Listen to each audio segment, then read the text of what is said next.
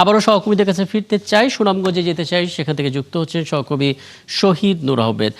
শহীদ নূর, একটু বলবেন আসলে এখন পর্যন্ত সুনামগঞ্জ নিয়ে যতবার আমরা কথা বলছি ততবারই আসলে বন্যা এবং একই সঙ্গে জলাবদ্ধতা নিয়ে বারবার সামনে হাজির হচ্ছে। বৈরী আবহাওয়া সকাল থেকে রয়েছে, অনেকটা সময় গড়িয়েছে। ঠিক এই মুহূর্তে আসলে ছবিটা কেমন দেখছেন? রাকিব, ধন্যবাদ আপনাকে। নিশ্চয়ই আপনি যেমনটা বলছিলেন, আমরা গত 15 দিন যাবৎ এই সুনামগঞ্জের নদীতে হাওরে পানি বৃদ্ধি নিয়ে জানাচ্ছিলাম।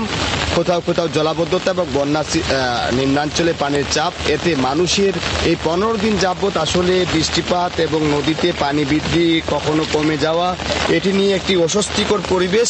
আমি যদি এখন জানানোর চেষ্টা করি, সুনামগঞ্জের এই যে সুরমা নদীর পানি গত 2 দিন যাবৎ কমতে শুরু করেছিল, কিন্তু গতকাল এবং আজ যখন বৃষ্টি আবারও শুরু হয়েছে, এছাড়াও পাহাড়ে যে একেবারে তীরবর্তী যে মেঘালয় চেরাপুঞ্জিতে বৃষ্টি হওয়ার কারণে এই পানি কিন্তু পাহাড়ি ঢল আসা আবারও শুরু করেছে।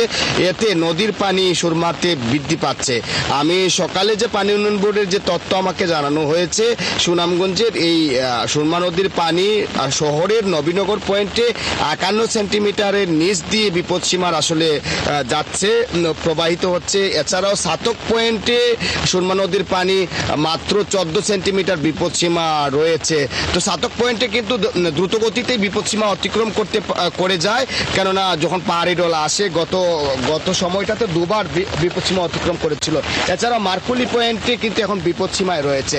অর্থাৎ পানি উন্নয়ন বোর্ড থেকে যেমনটা জানানো হয়েছে যে এখনই শঙ্কার কথা তারা বলছে না, তারা বলছে যে আগামী 48 ঘন্টা বৃষ্টিপাত হবে উজানে, এতে নদ নদীর পানি বিপদসীমা অতিক্রম করতে পারে কোথাও কোথাও। তবে এখনো পর্যন্ত আসলে বন্যার সংখ্যা বলছে না। তবে যদি নদীর পানি বৃদ্ধি পায় তাহলে স্বল্পমেয়াদী বন্যা হতে পারে, এমনটাই জানানো হয়েছে। রাকিব, যে প্রেক্ষাপট তাতে আসলে সেই সংখ্যাটা কিছুটা হলেও কম, যতটুকু বুঝলাম। নিশ্চয়ই আরো কথা হবে আপনার সঙ্গে।